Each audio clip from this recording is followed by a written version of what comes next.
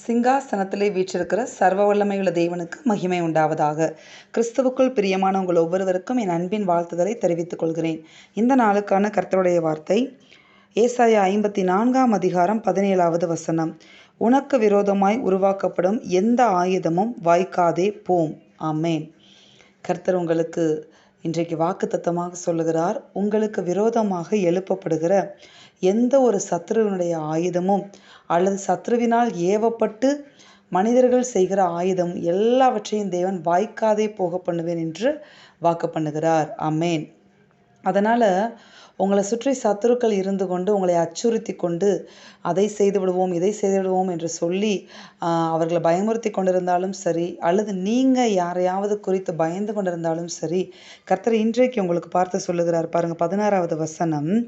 இதோ கரி நெருப்பை ஊதி தன் கிரியைக்கான ஆயுதத்தை உண்டு பண்ணுகிற கொல்லனையும் நான் சிருஷ்டித்தேன், கெடுத்து நிக்கிரகமாக்குறவனையும் நான் சிருஷ்டித்தேன் அப்படின்னு சொல்லி ஆண்டவர் அவருடைய வல்லமையை இந்த இடத்துல வல்லமையோடு நான் சிருஷ்டித்தேன் என்று சொல்லுகிறத பார்க்க முடியும். அதாவது நம்ம அவர்கள் உருவாக்குற ஆயுதத்தை, அவர்கள் நம்மளுக்கு விரோதமாக செய்கிற காரியங்களை நம்ம பெரிதாக பார்த்து கொண்டிருக்கிறோம். என்ன செய்வாங்களோ, இதுக்கப்புறம் என்ன செய்ய போகிறாங்களோ, என்ன தொந்தரவு படுத்த போகிறாங்களோ அப்படின்னு சொல்லி அந்த காரியங்களை பெரிதாக பார்த்து கொண்டிருக்கிறோம். ஆனால் கர்த்தர் என்ன சொல்லுகிறாருன்னா, அதை செய்கிற அந்த ஆயுதத்தை செய்கிற அந்த கொல்லனையும் நான் தான் சிருஷ்டித்தேன், அப்படிப்பட்ட நிக்கிரகமாக்குகிறவனையும் நான் தான் சிருஷ்டித்தேன் அப்படின்னு சொல்லுகிறார். அப்போ நம்ம அந்த ஆயுதத்தை பார்த்தும் பயப்பட தேவையில்லை, அவங்க செய்கிற காரியங்களை பார்த்தும் பயப்பட தேவையில்லை. ஏன்னா அதை உருவாக்குகிறவர்களையே நான் தான் சிருஷ்டித்தேன்னு சொல்லி ஆண்டவர் சொல்லும்போது கர்த்தர் என்ன சொல்ல விரும்புகிறார் என்றால், உலகத்தில் இருப்பவனை காட்டிலும் உனக்குள் இருக்கிறவர் பெரியவர் அப்படிங்கிற ஒரு வெளிப்பாடை தான் இன்றைக்கி நமக்கு கொடுக்குறார்.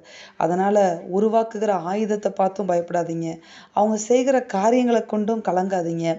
அவர்கள் செய்கிறவங்களையே நான் தான் சிருஷ்டித்தேன் அப்படின்னு சொல்லி ஆண்டவர் சொல்லுகிறார். அதனால் எல்லாம் அவருடைய கண்ட்ரோலுக்கு கீழே இருக்குது. நீங்கள் ஆண்டவருக்கு கீழ்ப்படிந்த ஒரு வாழ்க்கை, நீதியுள்ள வாழ்க்கை கர்த்தருக்குள்ளே வாழ்ந்து கொண்டிருப்பீங்கன்னா உங்களுடைய காரியங்கள், உங்களுடைய எல்லைகள் எல்லாம் கர்த்தருடைய ஆளுகைக்கு கீழே தான் இருக்கும். அவரை தாண்டி உங்களை எதுவுமே என்ன செய்ய முடியாது, பாதிக்கவே முடியாது. அவரை தாண்டி ஒரு ஆயுதம், சத்துரு உருவாக்குகிற ஆயுதம், மனிதர்கள் உங்களுக்கு விரோதமாக சத்ருவினால் ஏவப்பட்டு உருவாக்குகிற ஆயுதங்கள் உங்களை தொடவே முடியாது என்று கர்த்தர் சொல்லுகிறார்.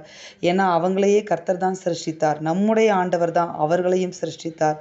அதனால் அவங்க உருவாக்குகிற ஆயுதத்தை கண்டும் பயப்பட தேவையில்லை, அவங்க செய்ய போகிற காரியங்களை குறித்தும் கலங்க தேவையில்லை, அவர்களை கண்டும் பயப்பட தேவையில்லை. ஏனென்றால் இந்த உலகத்தில் இருப்பவனை காட்டிலும் உங்களுக்குள் இருக்கிறவர், எனக்குள் இருக்கிறவர் பெரியவர். ஆமேன். அதனால் உங்களுக்கு விரோதமாக உருவாக்கப்படுகிற எல்லா ஆயுதங்களையும் தேவன் வாய்க்காமற் போக பண்ணி உங்களை அவருடைய செட்டைகளுக்குள்ள மறைத்து வைத்து, ஒளித்து வைத்து, பாதுகாத்து கண்மலையின் மேல் உங்களை உயர்த்துவார். ஆமேன். கர்த்தர் இந்த வார்த்தையின்படி உங்களை ஆசிர்வதிப்பார். நாம் மட்டும் இந்த வார்த்தை நம்ம வாழ்க்கையில் நிறைவேற வேண்டுமானால் நாம் அவர் கைக்குள்ளான ஆடுகளாக இருக்க வேண்டும். அவர் கையை விட்டு ஓடுகிற ஆடுகளாக இருக்கக்கூடாது, கைக்குள்ளான ஆடுகளாக அவருடைய பாதுகாப்புக்குள்ளே நம்மளும் இருக்க வேண்டியது அவசியம். ஆமேன். நாம் செபிப்போமா? எங்கள் அன்பின் பரலோக பிதாவே, நீர் கொடுத்த இந்த வார்த்தைகளுக்காய் உமக்கு கோடி ஸ்தோத்திரம் ஆண்டவரே. இந்த வார்த்தையின்படியே ஆண்டவரே இசப்பா, பிள்ளைகள் ஒவ்வொருவருக்கும் விரோதமாக சத்ருவானவன் எழுப்புகிற ஆயுதங்கள், சத்ருவானவன் மனிதர்களை ஏவி எழுப்பி கொண்டிருக்கிற எல்லா பொல்லாத பிசாசின் ஆயுதங்கள், சத்ருவின் ஆயுதங்கள் ஒவ்வொன்றும் இயேசு கிறிஸ்துவின் வல்லமையுடைய நாமத்தினாலே வாய்க்காமல் ஒன்றுமில்லாமல் நிர்மூலமாகி போவதாக. உம்முடைய பிள்ளைகளை, உம்முடைய பிள்ளைகளின் குடும்பங்களையும் இரத்தத்துக்குள்ள நீர் மறைத்துக் கொள்வீராக. உம்முடைய பரிசுத்த ரத்தம் மூடி மறைப்பதாக தகப்பனே. கர்த்தர் பெரிய காரியங்களை செய்வீராக. உமது நாமத்துக்கு மகிமையை உண்டு பண்ணுவீராக. இயேசு கிறிஸ்துவின் வல்ல நாமத்தில் ஜெபித்து ஜெயம் எடுக்கிறோம் பிதாவே. ஆமேன். இந்த வார்த்தையின்படி இந்த நாளில் தேவன் உங்களை ஆசிர்வதிப்பாராக. ஆமேன்.